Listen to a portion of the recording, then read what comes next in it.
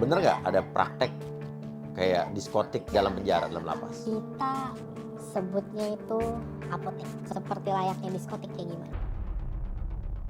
Sabu, ganja, dan inek, mereka tuh nyediain kayak minuman juga, kayak anggur merah, bir, dengan harga lapas tentunya yang lumayan.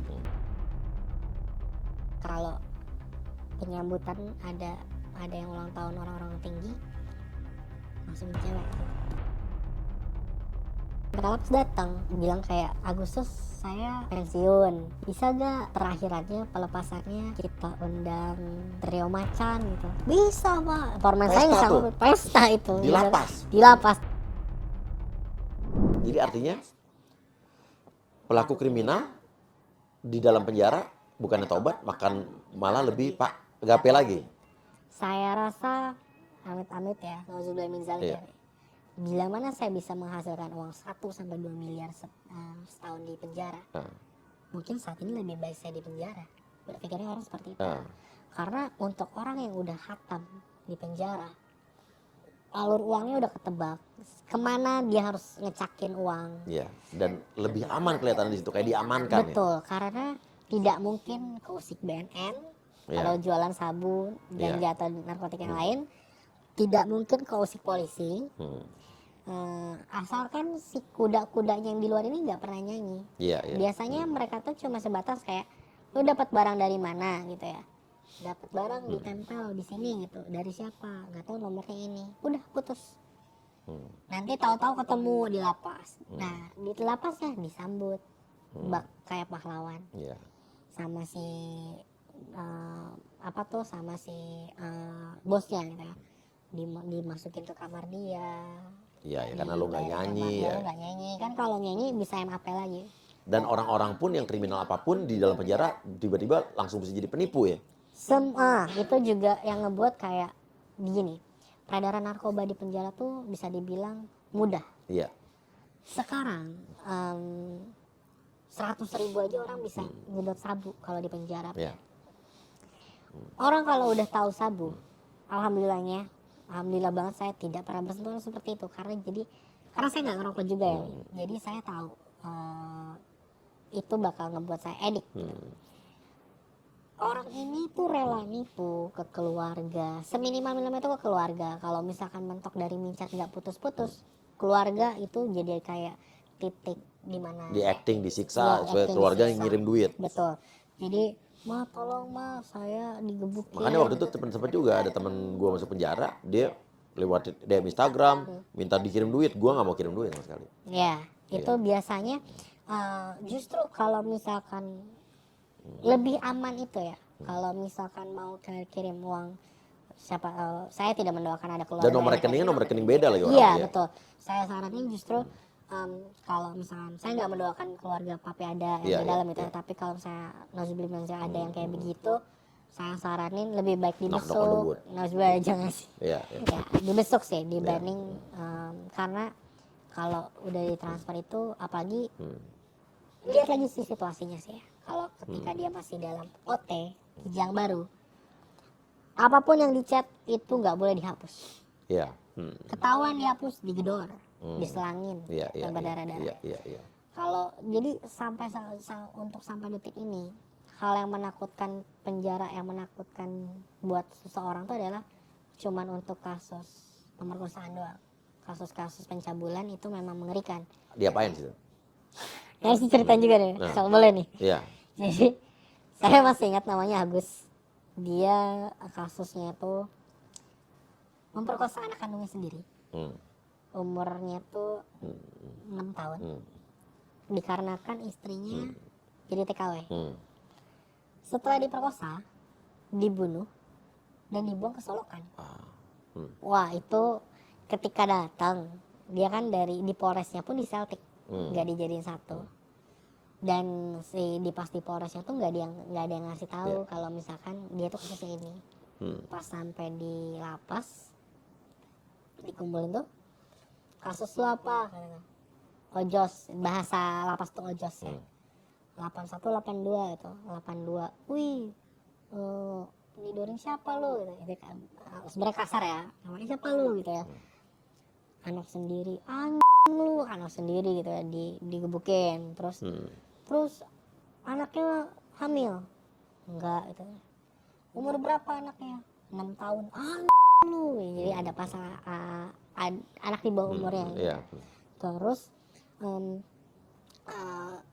sekarang anaknya gimana? Lu nggak ada keluarga kan sekarang? Nggak ada. Anak lu kemana sekarang? Dibawa sama kita sempat mikir dibawa lembaga perlindungan anak ya. Ternyata udah meninggal, dibuang ke Solokan. Wah itu bener-bener di malam itu dia dikangkangin, dilucutin, ditelanjangin. Terus maaf, enggak, titiknya ditarik. Terus ada sedotan dibakar. Itu disebutnya mata dewa, air mata dewa. Itu kita tuh bener-bener ditetesin satu sedotan tuh lebih malah sampai 3 pada situ. Wah sampai dia kepanasan. Setelah udah kepanasan, lecet-lecet merah-merah. Terus ya pada dasarnya laki-laki ya, ketika kalau misalnya dipegang mungkin jadi tegang akhirnya kan. Pakai hot and cream. Goblok. Itu udah lecet gitu pakai hot and cream. Udah ampun-ampunan, tetap keluar air spermanya kan. Dimasukin ke botol Yakult, disuruh diminum. Itu si Agusnya itu masih inget banget ini mukanya kayak gimana. Stres, dia cuma pakai sarung. Jam 2 pagi ketika semua udah pada tidur, dia ke kamar mandi, gantung diri di kamar mandinya. Sampai 24 jam di lapas itu. Jam 8:30 masuk, jam 1:30 gantung diri. Dan itu langsung rame di penampungan, nggak boleh ada yang keluar, rame lah intinya. Jadi kasus yang mengerikan itu hanya sebatas untuk yang ojos. Sementara kalau kasus-kasus yang kalau dia apalagi narkoba ya, di dalam tuh malah jadi kayak diempanin gitu. Oke. Terus kayak penipuan-penipuan tadi, scammer-scammer apa lagi selain nipu pemerasan dengan bermodus aparat? Nah, benar, selain itu biasanya kalau mau bebas. Ya. Jadi banyak banget narapidana di sana tuh yang sudah hopeless karena keluarganya ya udah gitu ya, kalau udah vonis itu tinggal jalanin gitu. Contoh kan kalau kita ngitung hari 2 tahun itu memang lama. Tapi untuk hukuman itu terbilang cukup singkat. Bisa dibilang ya udahlah anggap lu pesantren katanya begitu. Tapi karena keluarganya tidak memperdulikan, dilepas gitu aja gitu ya. Dan jadi si narapidana ini hopeless gitu ya. Udahlah gue tinggal jalanin aja gitu. Kalau bahasa kitanya tuh pelek. Pelek tuh full 2 tahun. Padahal dia nggak sadar selama itu tuh dia tuh dapat remisi 1,5 bulan. Pengurangan tahanan, pembebasan bersyarat. Terus ketika lagi pembebasan bersyarat kan diurus sama keluarga terus dan karena dia ini tidak mengerti apa-apa, udah keluar nih tanggal bebasnya, disuruh sidang TPP. Sidang TPP ini sidang di mana dia bakal dikasih tahu tanggalnya bebasnya sekian gitu ya.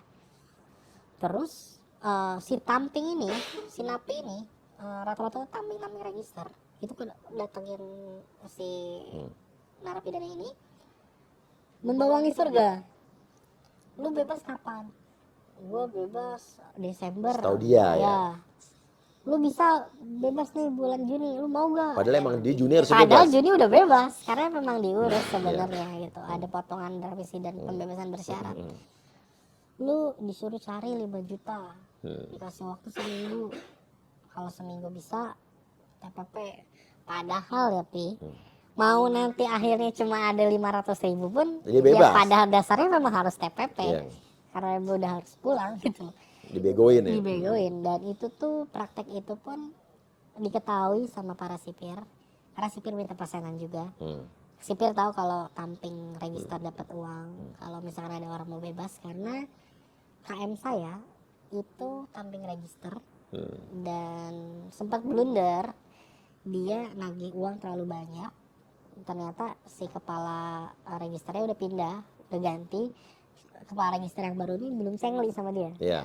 Ya akhirnya dia masuk saltik dan katanya diterbangin ke lapas karena ya begitulah ya. Sangat kenakalan di sana. Jadi selain penipuan tadi yang tipu-tipu gitu, terus tipu-tipu dari tamping itu, Iya. ya terus yang lagi hype sekarang, masalah tipu-tipu yang kalau zaman dulu pura-pura ada kecelakaan. Iya. Nah, Ada suara ambulans. Iya. Kalau nggak anak ketangkap narkoba. betul. Biasanya begini, profilingnya adalah kalau misalkan gini ya, ketika Lebaran kan kita ngupload foto banyak. Hmm. Biasanya ada sama kasus anak keluarga yang lainnya. Ini pernah terjadi, kasusnya adalah si orang tua ini tuh punya anak. Anaknya bukan anak muda lagi, udah dewasa ya, udah dewasa. Dan si orang tua ini tuh nyantumin nomor handphonenya di Instagramnya, karena dia sambil jualan online shop teri Medan gitu lah ya. Nah anaknya ini ditelepon terlebih dahulu sama napi, dikasih tahu kalau misalkan nomornya digunakan di cloning buat penggunaan kejahatan. Untuk melacak mohon dimatikan dulu. Pas lagi dimatiin ditelepon ibunya, ibunya yang ditelepon kayak, "Bu, anak ibu ditangkap polisi." Ya ibunya panik kan, mau nelfon anaknya, HP anaknya nggak aktif. Saya pikir tuh itu tuh cerita-cerita di sinetron ya, awal saya karena pernah sempat dapat cerita kayak begitu. Ternyata itu memang dilakukan juga Di dalam lapas. Di lapas itu dilakukan. Putus 2,5 juta, 5 juta gitu ya. Nah terus yang paling baru lagi adalah kasus seperti yang lagi ramai kemarin, jual beli mobil. Oke, iya, Nah, saya tahu. itu. Ini pelajaran nih biar dengar nih, ceritain. Nah jadi kalau hal terkecilnya bahkan handphone, Iya. ya handphone pernah, tapi hal terbesarnya mobil. Jadi rumah tuh sempat ruko-ruko gitu ya, sempat jadi itu juga. Jadi ada seorang yang mengiklankan di salah satu situs, entah itu di OLX. Pada saat itu OLX ini dia ngiklanin mobil seharga 200 juta. Iya. Terus di approach lah sama napi. Iya. Minta dong Misalnya foto saya dia. nih, saya ngiklanin mobil nih. Ya, Set. Avanza gitu. terus saya napinya saya minta detail foto yang bahkan kan kalau di OLX-nya nggak akan detail semuanya ada. Iya. Saya minta ke papi misalkan mulai dari surat-surat, fotoin BPKB, nomor dan lainnya. Saya kasih. Saya iklanin lagi iklan papi dengan harga di bawahnya Iya. jauh. 150 juta misalkan. Ya otomatis orang bakal berebut dong. Ke sana. Hubungin ke saya. Iya. Diliatin lah tuh Iya. mulai dari BPKB, Iya. terus bayaran terakhir dan lain-lainnya. Kalau beli cash sampai ada faktur pembelian Iya. cashnya gitu. Itu dikirim, oke, deal. Sampai di sana itu tuh bahkan udah di planningnya begini. Yang berhasil itu justru ketika lagi cek itu bukan isi pihak suaminya yang mengerti mobil. Jadi mobil itu ditinggal TKP itu di Bogor justru ya. Mobil itu tuh ditinggal sama suaminya kerja karena mereka tuh punya 2 mobil. Yang dijual ini ditinggal sama istrinya di rumah. Datang orang pembeli ke rumah. Karena berarti tadi lo nanya alamat ke gua kan? Betul. Di mana alamatnya? Gue Nanti bilang ada orang saya mau ke sana. mau ngecek. Iya, padahal itu adalah pembelinya. Iya. Nah, saya Padahal pembeli yang ngubungin lo kan? Betul, pembeli Iya. itu saya kasih tahu, "Nih datang ya." Ke alamatnya ke Jatinegara gitu Betul. misalnya kan. Alamat gue nih yang lo iya. tanya kan? Nah, ini kalau kasus itu di Bogor, Iya. datang ya Ke Bogor. ke ini ke Iya. Bogor. Di sana ada kakak saya perempuan. Nah, jadi si penjual pun udah ngasih tahu, "Di sana ada istri saya ya. Namanya Erni misalkan." Iya. Si Erni ini, Gue ngasih tahu ada istri gue nih. ya gitu. namanya Erni. Saya bilang ke dia, "Ada kakak saya namanya Erni." Iya. Lalu seorang ini bilang, "Bu, saya mau beli mobil, mau ngecek mobil. Ibu Erni ya?" "Iya betul, silakan Pak." Dicek udah kan. "Oke Bu, saya deal." Oke Bu, saya deal gitu ya. Ya selama lagi proses pengecekan itu biar ngedistract orang tidak si Bu Erni sama si pembeli ini ngobrol Iya. terlalu intens, di chat, di telepon. Jadi sambil Jadi lo telepon. nelfonin si pembeli, calon pembeli. Kayak, "Gimana Pak, bagus, coba lihat di sininya dulu Pak, coba di sininya Pak," gitu ya, di sininya gitu. Nah kalau Bu Erni udah diam gitu ya. Iya. Orang mobilnya cuma mau dilihat doang. Betul, nah dikiranya si Bu Erni juga yang ditelepon itu adalah Suaminya. betul. Iya. Jadi kayak oke, dilihat dulu kayak gini. Sampai akhirnya setelah oke deal gitu ya, oke Bu udah bagus, ntar saya lanjut di chat aja gitu, di chat ditransfer lah 150 juta Ke rekening penipu. ya. Terus singkat ceritanya adalah si orangnya ini nungguin Surat-surat. nungguin surat-suratnya mana Iya. gitu ya, nungguin suratnya mana, nunggu saya suaminya ya gitu. Iya. Suaminya, terus suaminya datang, ya nggak bisa ngasih lah Pak, orang saya Nggak terima transfer. duitnya gitu ya. Bapak transfer ke siapa? Ke saya gitu misalnya. Ya udah, akhirnya di situ loss lah, di situ biasanya langsung hilang gitu aja. Pinter sih. Ini ada lagi nih, yang ngadu ke gue kasusnya jual beli sembako. Berlaku juga di dalam lapas. Malah disinyalir dia adalah anak kepala desa mana gitu di Sumatera dekat Jakarta. Nah, jadi dia ditawari dari Facebook sembako murah, ya kan? Nanti si penipu ini nelfon ke penjual sembako asli, si penipu di lapas. Oke. Tolong anterin dong sembako ini ke istri saya yang kena tipu nih, Betul. iya kan? Ngerti. Ke istri saya. Tapi nggak usah ngomong-ngomong apa-apa sama istri saya. Ya, cukup ditaruh Nanti aja. saya yang transfer, gitu kan? Betul. Gitu yang saya yang transfer gitu kan. Iya. Nah, nanti si korban ini tiba-tiba kan diinin sembako kan? Didaterin sembako. Si penipu di lapas itu ngomong ke si cewek ini. Udah datang ya, tolong ditransfer sekarang. Betul. Iya. Iya kan? Transfer sekarang, transfer ke penipu. Betul. Yang punya sembako. Kan dibilang jangan ngomong apa-apa kan? Iya, itu Terus mau diambil juga nggak mau gitu kan? betul.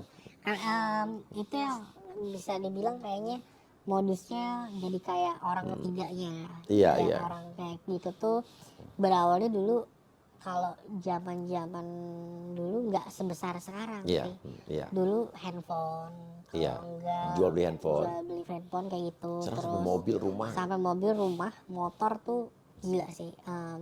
Dan itu tuh biasanya langsung transfernya ke sipir.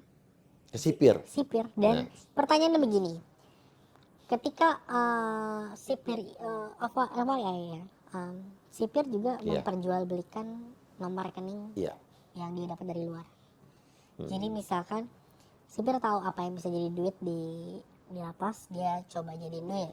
Contoh misalkan Iya, iya. ada Iya. nomor rekening bisa dijual beli nih. Iya. Ya, dia bisa ngerekrut nenek-nenek buat bikin Iya. nomor rekening. Iya. Nomor rekeningnya, oh satu lagi nih, M-banking, didaftarin M-banking. Kalau rekening yang ada M-bankingnya itu harganya 1 juta, Oke, lebih mahal, lebih iya. mahal. Tapi kalau untuk Iya, rekening iya. yang polos itu 500 Iya, gitu. Kalau yang ada M-bankingnya 1 juta, iya.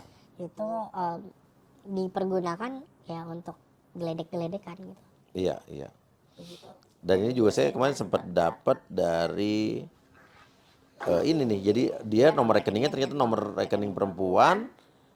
Terus dicek nomor di sosial media, akhirnya dapat dan ternyata itu nomor rekening itu digunakan suami yang lagi di dalam lapas. Kayak begitu loh. Jadi intinya penipuan seperti ini terjadi ya gitu ya. Bisa dibilang, bisa apa ya, di lapas ini kalau nggak begitu nggak hidup. Ya, jadi emang ada tuntutan atau kebutuhan untuk emang harus melakukan wajib itu. nyari duit kan? Nah itu, kalau misalkan kita mau, maaf ya, kita tahu di penjara tuh pasti gatal-gatal, penyakit gatal, penyakit tenggorokan, dimana kita berdekatan sama satu sama lain kan, nggak ada jarak. Iya. Apalagi pada saat itu, kalau untungnya saya bebas sebelum COVID meledak ya. Iya. Kalau pas lagi saat COVID apalagi itu lebih parah banget.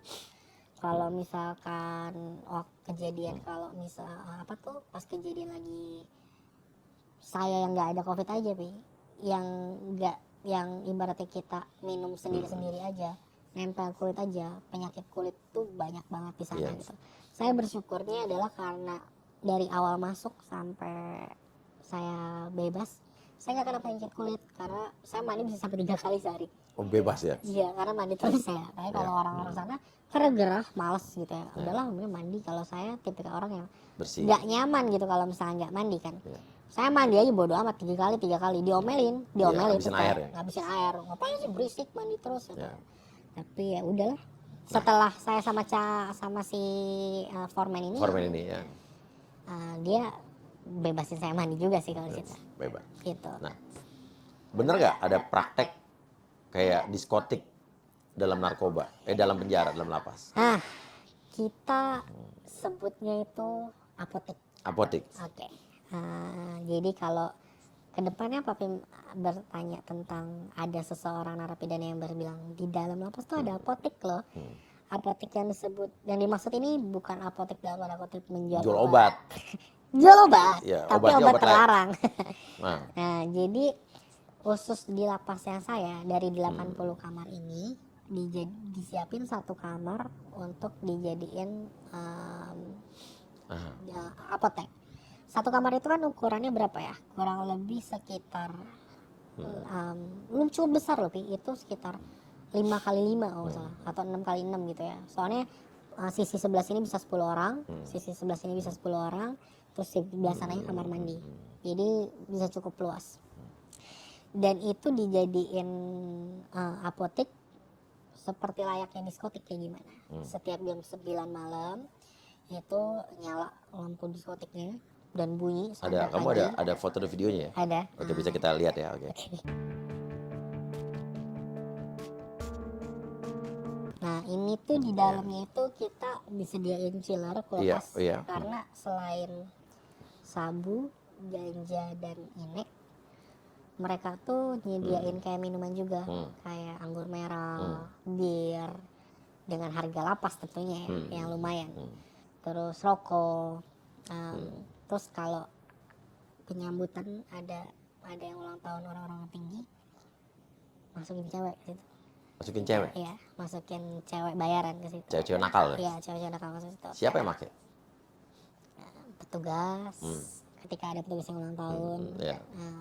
Kalau napi sih, saya rasa untuk napi-napi yang lama dan punya duit pasti iya. Iya. Ya. Tapi kalau misalkan yang ringan-ringan nggak mikir ke situ sih rata-rata ya. Jadi karena itu cukup mahal Iya. untuk masukin apalagi sampai having sex gitu ya. Itu keluar uangnya pasti cukup mahal. Iya. Dan di dalam tuh ada tiket masuknya nih. Tiket masuknya aja buka kuncinya 20.000 Untuk masuk ke? masuk ke diskotiknya. Ke apotek itu? Ya. 20.000 baru dibukain masuk. Nah di dalamnya beli lagi, entah beli sabu 100.000, ganja selinting 100.000 atau 50.000 saya kurang tahu. Terus kalau inek berapa ya? Saya kurang tahu. Inek kan lebih mahal kalau setahu saya. Dan jarang barangnya. Nah kalau misalkan yang sering ini sabu. Dulu tuh sempat lagi yang happening sabu cair. Sabu cair? Sabu cair. Bukan sabun ya? Sabu cair itu masih di kertas, di plastik klip Iya, gitu. iya. Bening kayak air. Saya nggak tahu itu gimana cara makainya.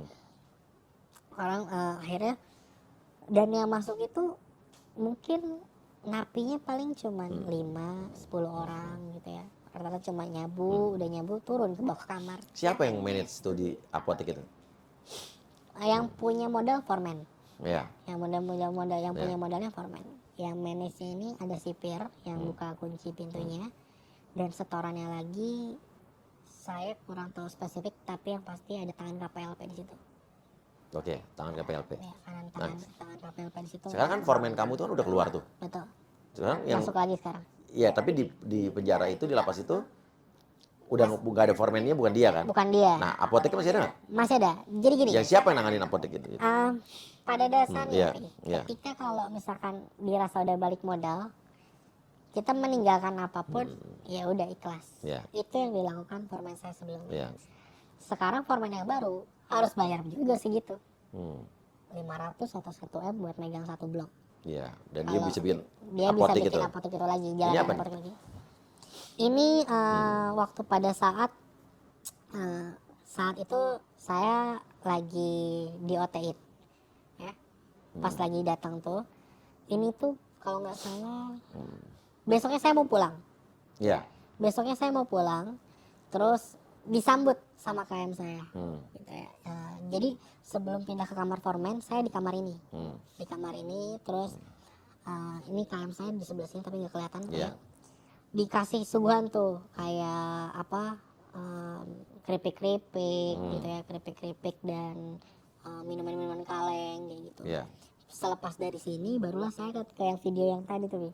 Yang tadi lagi ya diskon apotek itu. ya Oh, di kamu apotek dilepas kayak wisuda gitu. iya untuk terakhiran, dan yang datang ke situ tuh kepala KPLP Kepala KPLP terus ya, terus kepala registernya, kepala karupamnya, terus sampai kepala apa aja saya kurang tahu, si dia tuh siapa, tapi dia tahu siapa, saya tahu siapa, tapi saya nggak begitu tahu jabatan dia apa. Dia usianya udah sekitar 60 tahunan gitu ya, datang terus minta dimakanin sabu sama saya kurang paham padahal ya. pakai sabu aja kayak nggak tahu gitu ya, dia minta dibakarin, Nyabu tuh. nyabu kan. Kakek-kakek itu. Iya. Dan itu mana yang mau bebas, mana yang mau lulus digituin, dia malah bilang kayak masuk lagi ya lu, awas lu kalau nggak masuk, wih digituin saya masuk gitu. lagi. Iya, dari situ nah Iya. kalau Nah, untuk ini tumpangannya apa nih, nah tumpangan? untuk cerita ini Iya. tuh hal kocak ya ini. Foreman saya ini, saya nggak mau sebut ras lah ya, pilih takut nanti kenapa-napa Iya, sih nggak usah. kalau rasnya. Dia ini tipikal yang kuat agamanya. Iya. Dia punya perspektif di mana sabu, ganja, dan ekstasi itu tidak haram Oke. buat dia gitu ya. Dia punya pemikiran seperti itu. Hasil selama dia buka apotek setahun itu tuh dikumpulin dan disisihkan.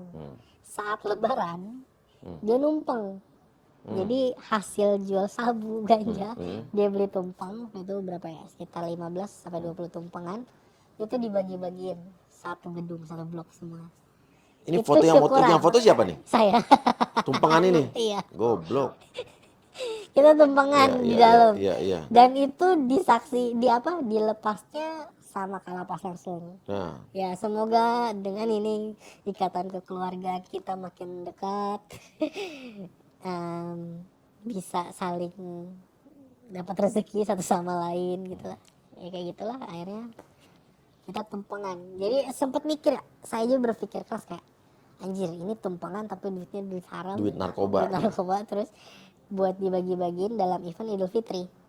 Oke. Itu lebaran. Dan satu lagi. Kamu pernah melihat nggak hubungan antara Kalapas dengan Foreman? Karena saya sempat tinggal sama foreman.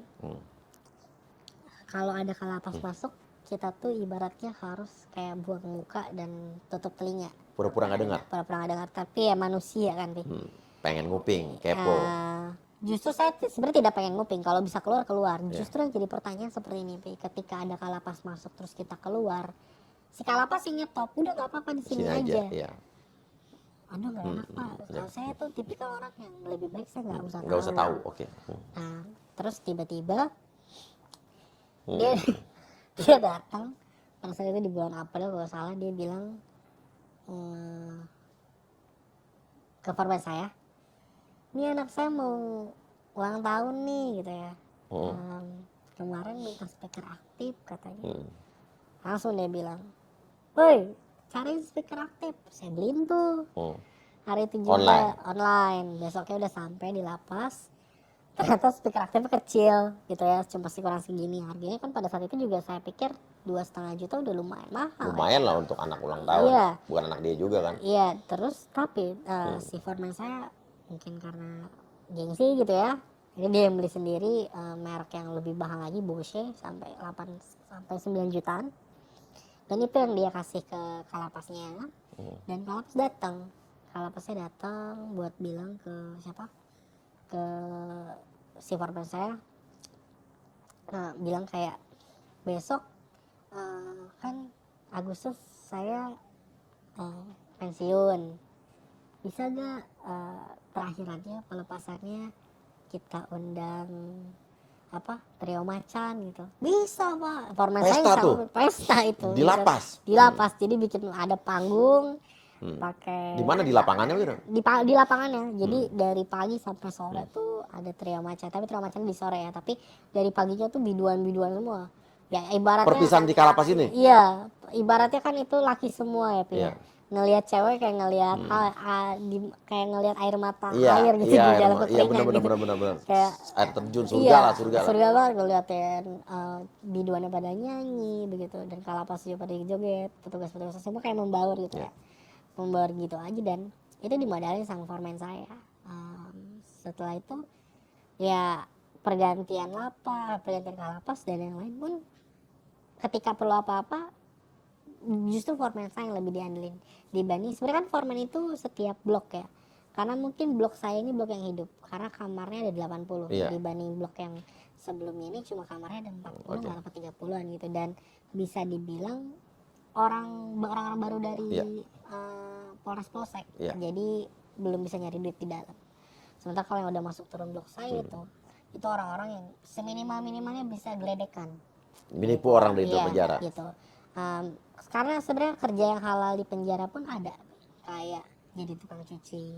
Jadi gini, sesama napi, kalau kita nggak mau nyuci gitu ya, kita pakai orang napi lain buat nyuci, per potong baju itu dihargain 2.000.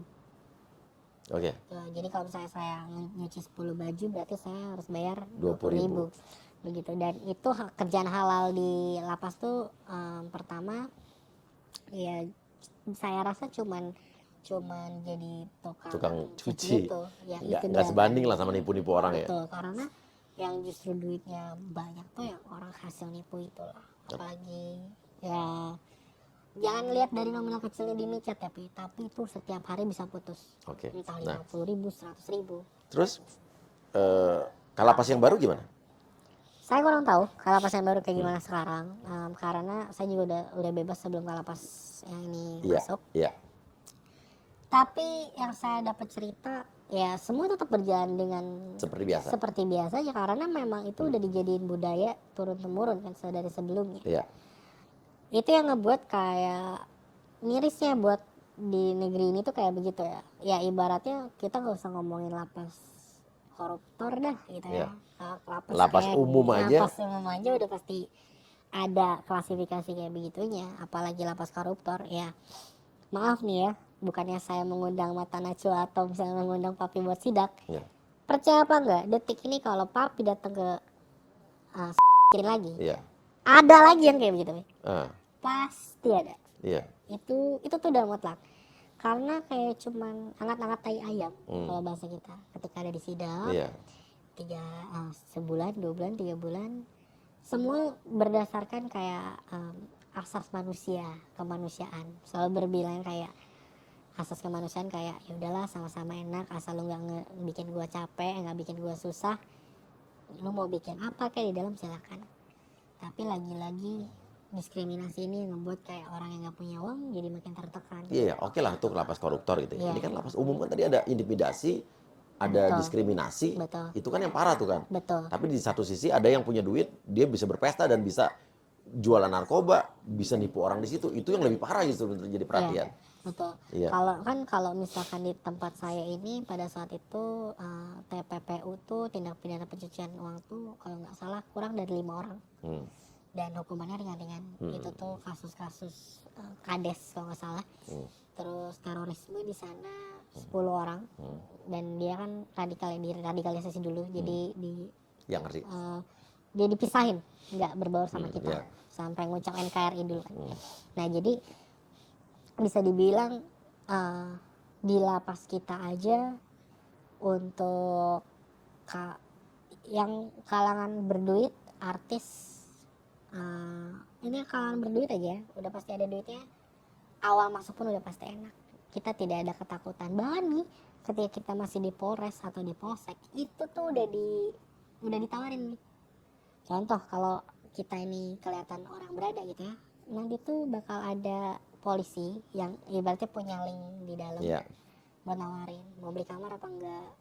Jadi daripada nanti beli di dalam 15 juta, mending sini ke saya 5 Lebih juta. murah, diskon, Memang, pre-order. memang iya betul. Pre-order. Tapi memang faktanya lebih murah nih. Iya. Faktanya memang enaknya setelah dari situ langsung masuk kamar. Oke, sadis. Dan rata-rata jadi gimana ya untuk membenahi itu berarti benar-benar harus Dari revolusi hulu, besar-besaran dari hulu ke hilir dan sampai tadi kan juga saya baru mengangkat yang itu kan tadi berita sipir di Lampung yang gaya hidup mewah pakai Harley. Dari mana duitnya ya kan? Betul. Oke, artinya emang ada praktek-praktek umum seperti itu ada gitu kan? Iya. Nah ada nggak yang ingin turun-temurun bapaknya di lapas, anaknya juga pekerjaannya di situ juga gitu? Gini, kepala KPLP saya pada saat itu, Iya. bapaknya ini punya jabatan di suka Nusa Kambangan. Iya. Saya kurang tahu entah dia kepala lapasnya apa, dia pasti dia punya orang power gitu. Iya. Dan anaknya terbang ke lapas saya gitu ya. Iya. Ke lapas Tugas saya di situ. bertugas di situ. Dan Ketua KPLP. iya, dan dia tuh berasa kayak wah gitu ya.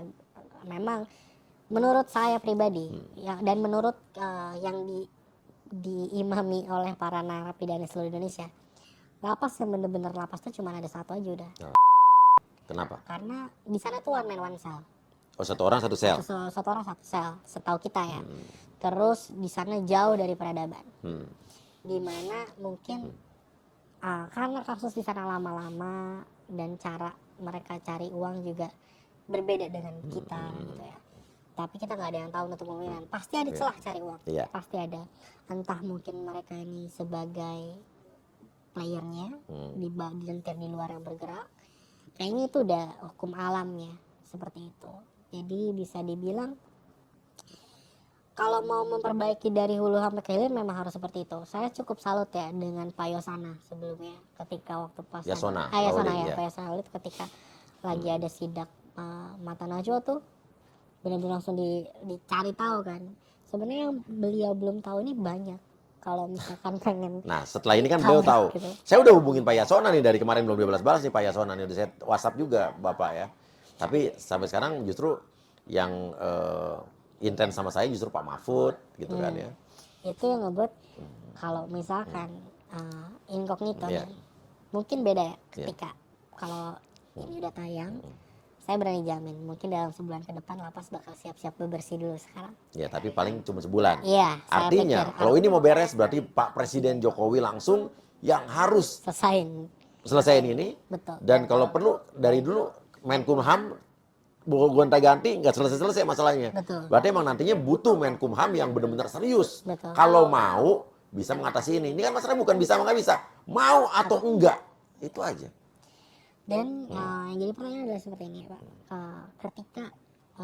Ketika semua berpatokan sebagai kayak patokannya adalah uang, materi dan ekonomi.